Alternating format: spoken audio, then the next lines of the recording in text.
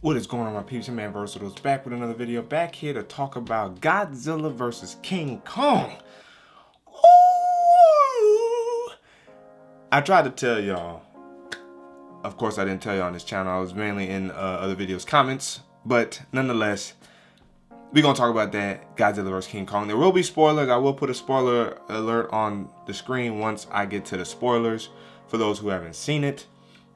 So before we get into the video, if you guys haven't already, make sure you guys ignite the like button, subscribe to the channel, hit that notification bell, so that way you never miss my videos.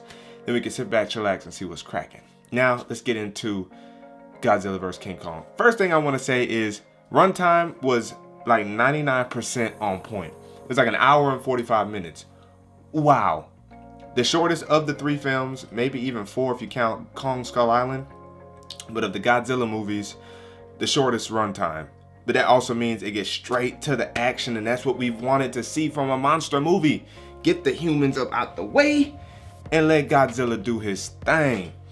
And in this case, Kong was also in here doing his thing. Now, I will say the last like 5 to 10 minutes we got could have maybe been extended to 15 to 20 minutes. And the runtime could have been an hour and 50, or with the hour and 45, just eliminate even more of the humans and just add more of the final act for this movie. I will also say that it was nice being able to watch this at home. I would have wanted to still go to the theater and see it, but I'm not mad that I could just sit at home and enjoy watching this with the wifey. She likewise enjoyed it. We did laugh. There was some corn, but for the most part, it was an enjoyable hour and 45 minutes. We wanted to see a monster clash movie, and that's what we got with Godzilla. Now, what's one other thing I want to say before the spoilers are over? Stop trying to make the humans almost the center focal piece for a monster movie, really. Like, there was like 3 or 4 different factions in this, and it was like, for what? Like, we didn't need some characters, period. They could have just used the same characters we already had to run with this movie and to fulfill the purpose of it, which was Godzilla versus King Kong. But outside of that, I mean, it wasn't egregiously bad. It was just like, for real. For real? For real. So outside of that, very, very good, very good. It would be nice to see if we could get another movie as we enter into spoilers right now.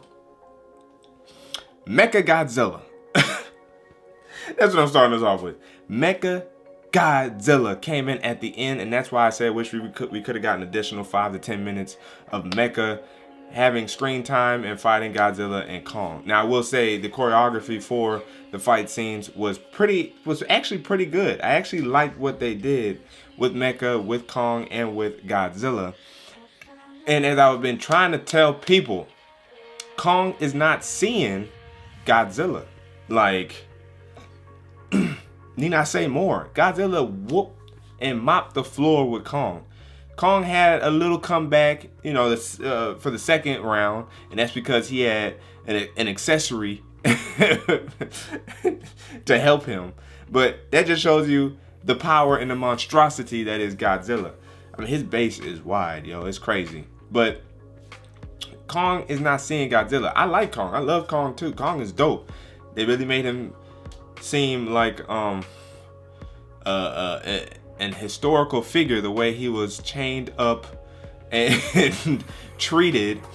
Shout out to Gamer2323 for also catching that. It was pretty interesting. But outside of that, Kong was dope. Kong was cool. Kong had he had a couple blows to Godzilla where I was surprised Godzilla kind of ate it like that. But because Godzilla was on a mission to stop Apex Cybernetics from creating Mecha Godzilla, Godzilla had some else on it. He didn't really want to fight King Kong. He was like, get out my way. I'm trying to get this thing here. Now, you had Paperboy from Atlanta, who was basically like the protagonist in this, along with Millie Bobby Brown. He was kind of like he reminded me of Jamie Foxx in Amazing Spider-Man 2. For some reason, he just reminded me of him. And he was like the geeky outcast, got a podcast talking about aliens and all that type of stuff. He was the one really leading us on the journey in terms of Godzilla and Apex Cybernetics, while you had a little girl, what was her name, Alex Skarsgård, and I think her name's I don't want to get her name wrong, but the doctor that's on the Skull Island, they all assisted with giving us Kong's perspective and Kong's side of things. And so Paperboy, and I'm just gonna refer to him as Paperboy in this. Basically, I think his name may have been Bernie, but I'm gonna go with Paperboy and Millie Bobby and one other character that really didn't need to be a part of the group at all. And even with Paperboy, really didn't need to be part of the group. It could have just been Millie. I understand she was like a kid to some extent, so having some type of adult guardianship leader for her made sense. But I mean, she's 11 in Stranger Things. She probably could have held her own for that role, because she found Paperboy, and I guess nobody else could, and nobody else paid no mind to him. But she found Paperboy because he was like hiding and all that type of stuff. So I will say the other person in that group, the other kid, really didn't have much of a need for him. I feel like he was an extra character. I also feel like Alex Skarsgård, for what it's worth, was pretty much an extra character as well, because they could have just used Millie Bobby Brown's dad to suffice for that role. I don't know why they didn't.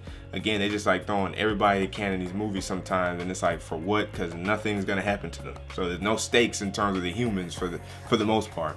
I will say it almost felt like it on the boat scene where Godzilla knocked everybody over and even Kong was about to be gone. That was the one time where you kind of fretted a little bit, like, oh, we might actually lose somebody here. Really didn't. We had one extra character that made no sense to really be here. She really served one purpose, and that was to finally be like, oh, my dad needs this. And it was some lady that was put there with Kong to go to the hollow center of the earth Inception world to get this power that powered Kong's staff that Godzilla shot through his mouth down into the hollow earth to call Kong up into Hong Kong. The lady was Apex Cybernetics, CEO founder's daughter, and so she was stealing some of that power or the architecture or blueprint of the power to send to them, so that way they could replicate it, so that way they could power their own source from Mechagodzilla using one of Ghidorah's telekinetic heads that got destroyed by Godzilla. Right. This is what all that was. But her role was so minuscule. It was just like they just kept kind of just putting the camera on her just cuz. And it was like, remember, she's here. Remember, she's gonna serve a purpose. Just wait. And yeah, finally she did. So that was interesting.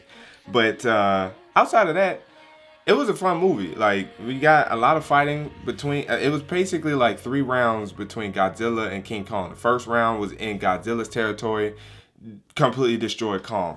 The second time around was in Hong Kong. Kong had the staff of blue power, and I don't even think Kong necessarily won that. I think that was more or less, if not a tie, it was kind of broken up, because I feel like Godzilla was still handling Kong in the second one.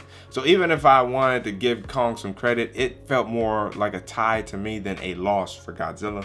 Then the third round, Kong got destroyed again, mollywopped, and even Godzilla's foot he had to push him down, was like, you lost, bro. You lost. And so Godzilla really won all the fights until we got to Mechagodzilla.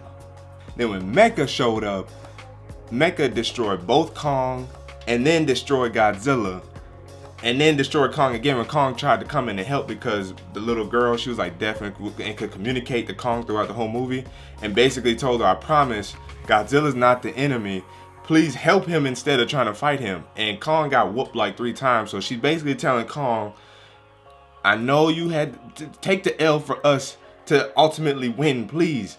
And Kong is kind of looking at her like, you really want me to take the L? Like, you really, after I lose to him 3 times, now you saying I need to help him after he just whooped my behind? Really? And so he did, they did, and they destroyed Mechagodzilla. And that's why I feel like they could have gave us more Mecha, because I think we kind of knew, some of us knew, because we knew of Mechagodzilla, that we felt like there was going to be something about him in this. And in the very beginning, they showed like a glimpse of some type of red orb. And I was like, is that an eyeball? Some people thought it was a power source. Some people just thought, I don't know what that is. That's neat. But I thought it was an eyeball. And then sure enough, it was one of Mechagodzilla's eyes. Mecha eyes. And we got him. So from that perspective, it was great. And the reason why I feel like they should do another movie centered around Kong, and maybe even Godzilla can find a way down there too, but where the staff came from in this hollow earth inception world, where it's like it's almost like it's almost like a reflection, an inverse of what's going on above, below, all that fun jazz. There's a bunch of more apex creatures or creatures down there. Kong got bested by some pterodactyl thing, and the humans had to help Kong. Like, Kong just, I don't know what was going on with Kong. Kong could not fight for his dear life in this. But I would feel that would be cool if we got another movie that kind of focused on that. Maybe Kong being in this habitat and seeing how he could maybe possibly redeem himself and rebuild his self-esteem from getting beat up the entire movie. Now, granted, it is basically part of Godzilla's trilogy, so it would make sense from that perspective. But it was just terrible how Kong just couldn't do anything, yo. So, with that being said, it would be nice if we could get that. Overall, I give the movie like I'd probably give it like a 7.5, 8 out of 10, just because it did serve a lot of what it was supposed to do, which was give us a lot of monster fighting. And just, again, it was just still just a little bit too much humans, and then not enough Mecha Godzilla to knock it off 2 points. So I'll give it about an 8 out of 10. But I liked it overall. It was still fun. I could possibly see it again since it's not that long. I could see it again. Let me know down in the comment section below your thoughts, if you've seen it yet. What did you guys think of it? Do you think there should be some more of these MonsterVerse movies? Let me know down in the comment section below. If you haven't already, make sure you guys like the like button, subscribe to the channel, hit that notification bell, so you never miss my videos. And we can sit back, relax, and see what's cracking. It's your man Versatile signing out until the next video. Wait for it.